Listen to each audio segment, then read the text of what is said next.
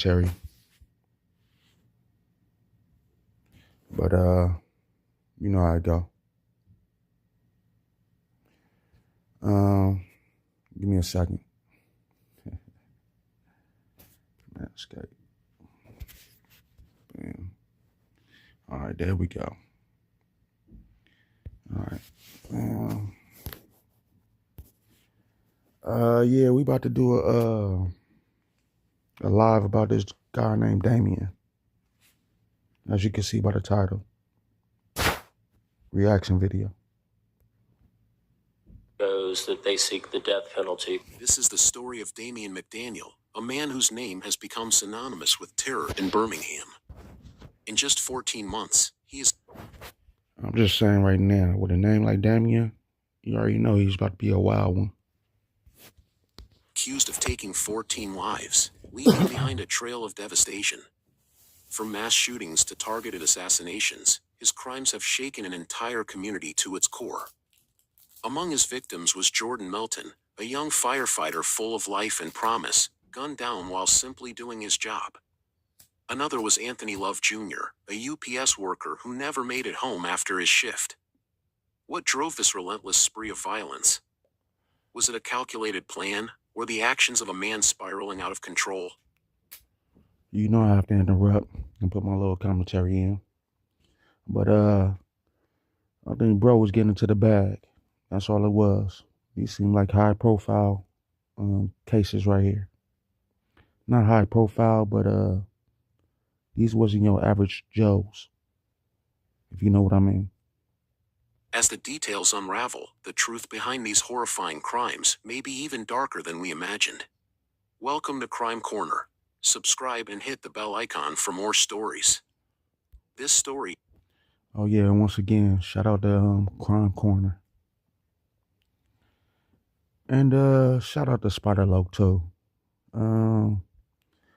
Yeah, he's right. We don't do this for competition. We don't put videos together, all this stuff for competition. We do it for a hobby, for the enjoyment, because we like to do it. So shout out to SPI. Takes us to Birmingham, Alabama, a city rich in history, culture, and a deep-rooted sense of community, yet one that has struggled with rising crime rates in recent years. Birmingham is known for its steel industry and as a pivotal battleground in the civil rights movement. Although today, it is a city of... I just had to throw in, they known for the steel industry. Does that mean gunplay? I don't know. Contrasts, revitalized neighborhoods stand alongside areas plagued by violence and economic hardship. The 5 Points South District, once a lively hub of nightlife and entertainment. 5 point stars? I get it. Has become an infamous crime scene, marking the beginning of a string of violence that shook the city to its core. At the center of this storm is Damien LaRon McDaniel, a young man whose life seemed destined for trouble from the start. Born on July 6, 2002, Damien was raised in Bessemer, Alabama, a city southwest of Birmingham known for its struggles with crime and poverty. His father, Damien McDaniel Sr., is currently serving a federal prison sentence for drug-related offenses, leaving Damien to navigate childhood with limited parental guidance. Yeah, you know the saying, you know how the saying goes, like father, like son, right? His mother reportedly struggled to keep him on the right path, but the streets of Fairfield and Birmingham became his real influence. Damien's childhood was marked by instability and exposure to crime at an early age. Growing up in an environment where gang affiliations and drug trade dictated daily life, he quickly adopted a hardened exterior. By his teenage years, he had already developed a reputation for being aggressive, quick-tempered, and fearless, traits that made him both respected and feared among his peers. Despite brief attempts at normalcy, including...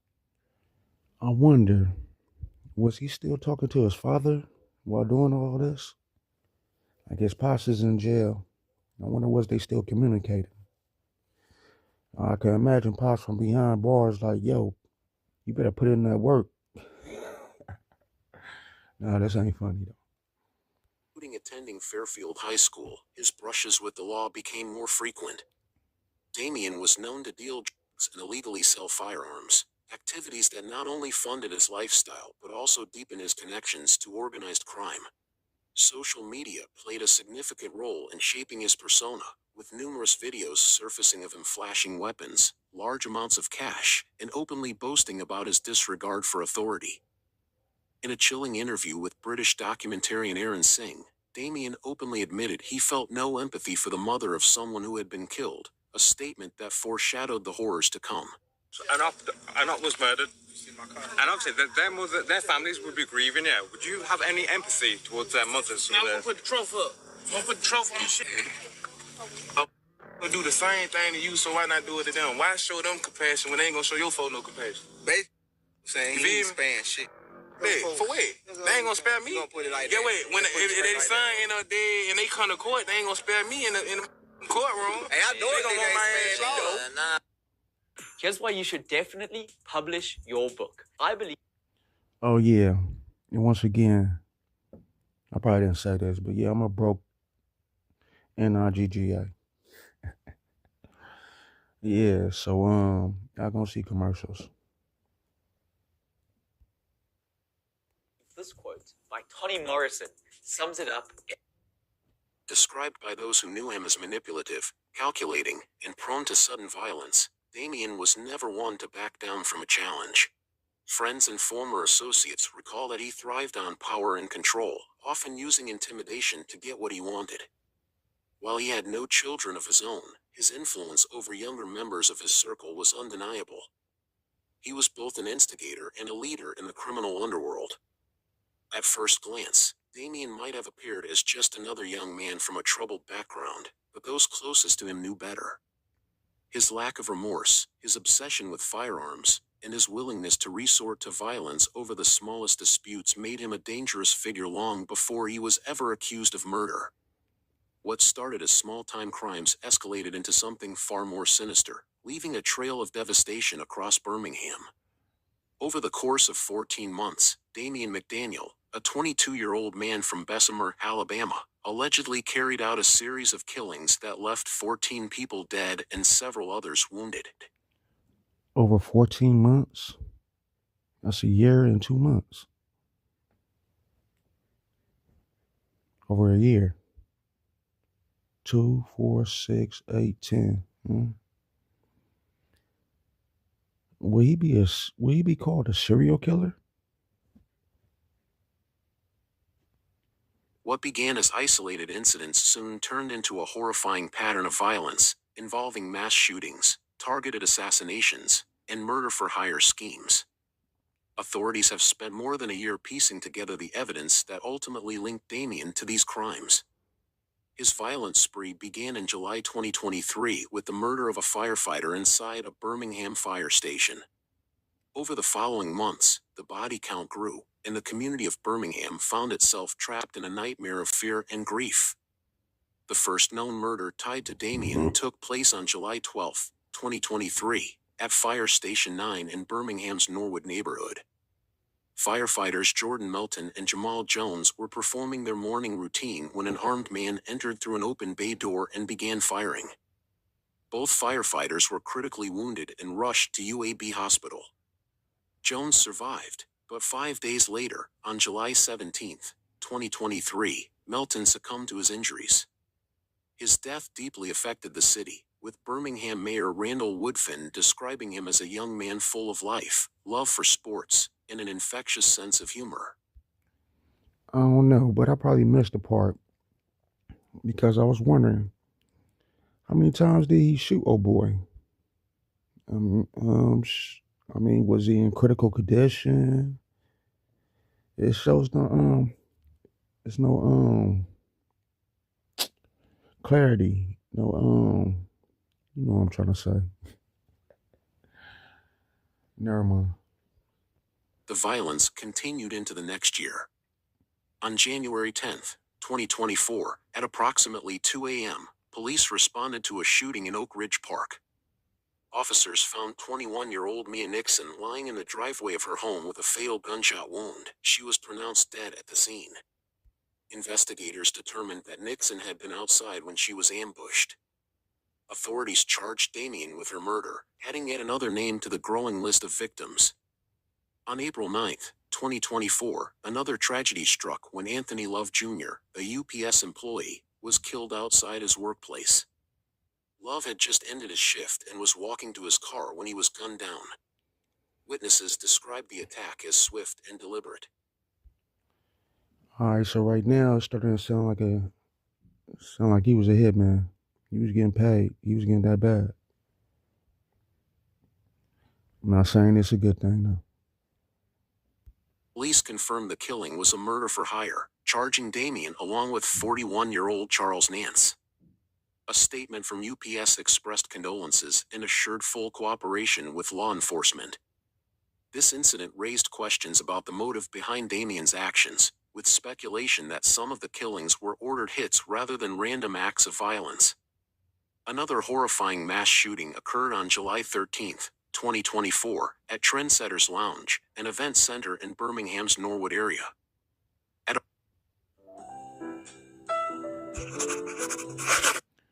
I told you, I'm a broke fella. So if y'all want to support, please help out. But other than that, shit, it's a hobby.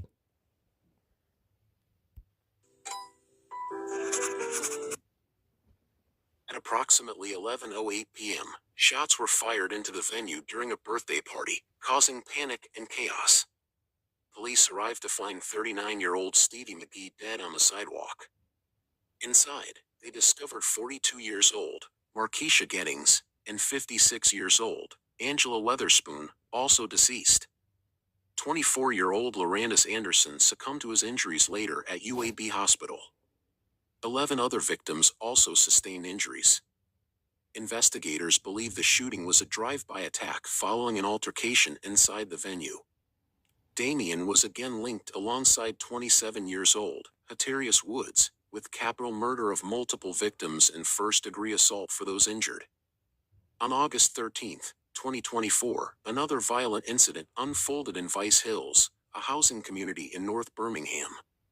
Police officers, responding to a stolen vehicle report, heard gunfire inside an apartment. They later found 61-year-old Charlie Moore shot and unresponsive. He was pronounced dead at the scene. During the chaos, officers fired at an armed suspect who fled in the stolen vehicle before abandoning it at another location. You know what I also think this has to do with? Insurance policies. If he's a hitman for hire, who's hiring him? That's all I gotta say. Investigators later connected Damien and Hatarius to the killing, with Charles Nance accused of providing Charlie Moore's information to Damien before the attack. A little over a month later, on September 19, 2024, police responded to another fatal shooting, this time at 604 Bar and Lounge. Inside, they found 35-year-old Diantrinette Tiny Brown, unresponsive with gunshot wounds. She was rushed to UAB Hospital, where she later died. While police did not believe this was a random shooting. Again, Damien was charged with intentional murder in connection with her death. Only 2 days after Brown's murder, Birmingham experienced another mass shooting, this time outside Hush Lounge in 5 Points South. Multiple gunmen opened fire on the crowded street, killing 4 people and injuring 17 others. Every time they say 5 Point District, they said 5 Points South this time. Well, I keep on thinking about the 5 stars, the pentagram. I don't know. I might be tripping. The deceased were later identified as Taj Booker, Carlos McCain, Anitra Holloman, and Roderick Patterson Jr. The sheer scale of the violence stunned the community. Authorities charged Damien with capital murder and 17 counts of first-degree assault. Less than 24 hours later, on September 22, 2024, police received alerts from their shot spotter system in Southeast Lake. Upon arrival, officers found 32-year-old Jamarcus McIntyre dead on the sidewalk. Nearby, a wounded woman and another injured man were located and transported to UAB Hospital. Damien was charged with capital murder and 3 counts of attempted murder in this case. Authorities also arrested 3 other suspects: 29 years old DeMarco Beck Jr., 22 years old New York Quam Lawler, and 31 years old Larry Rollins Jr. Rollins had previously been acquitted in another murder case, adding more layers to this investigation. Following an extensive investigation spanning multiple months, Birmingham police arrested Damien McDaniel in October 2024 in connection with a string of deadly shootings. By November 2024, additional charges were filed against Damien and his co-defendants, Hatarius Woods and Charles Nance. The trio was subsequently detained in Jefferson County Jail without bond as they awaited trial. First developing news. I don't know why, but I wish I could play a song right now. The song would be called Taking Care of Business. Nah, all right, never mind. The case of a Birmingham firefighter who died after being shot on the job. The main suspect in the Five Point South mass shooting, now facing charges in the death of Jordan Melton. Thanks for joining us at 5. I'm Guy Rawlings. And I'm Brittany Decker. We have team coverage for you tonight. Magda Lusant is standing by at the fire station where Melton was shot. But first, let's check in with WVTM 13's Lisa Crane, live and local outside the police department. Officers announced multiple new charges for McDaniel today, Lisa. That's right. The man police believe is responsible for 2 mass shootings and multiple deaths, now accused in several other cases. At a press conference today, authorities announced Damien McDaniel is charged with the murders of Mia Nixon, who was gunned down in front of her home, Anthony Love Jr., he was shot and killed at a UPS facility where he worked, and Jordan Melton, one of 2 Birmingham firefighters who was shot at Fire Station 9 in Norwood in the summer of 2023. That murder has gone unsolved for 19 months. While some of these investigations may require more time, rest assured that we are tirelessly working every day towards bringing perpetrators to justice with efficiency and meticulous work carried out by our homicide detectives. Now, since the tragic shooting there at Fire Station 9, the department has adjusted its safety plans to make sure firefighters feel safe at work. WVTM 13's Magda Lusant is live right now outside the fire station in Norwood to tell us all about those changes. Magda? Wow, what you're seeing right now is an ultra-realistic AI robotic dog, crafted by master engineers. So, Lisa, Chief Moon tells me when he took his position in 2020, they added cameras to all of the fire stations. But when Sergeant Jones and Jordan Melton were shot here at Fire Station 9, they knew there was more work to be done. On January 12th, Birmingham police say that Damien McDaniel walked into Fire Station 9 that morning and shot at firefighters Jordan Melton and Sergeant Jamal Jones multiple times. That day, authorities say the fire station was open to the public should anyone need help. Well, shortly after that shooting, Chief Moon said they closed the fire station down for a few months to allow employees to seek counseling. In between that time, he says they worked on expanding their safety plan and giving some first responders the option to come back to their post. Once again, shout out to Crime Corner. You do good research. Just need a little more details, like post, stuff like that. But I'm out.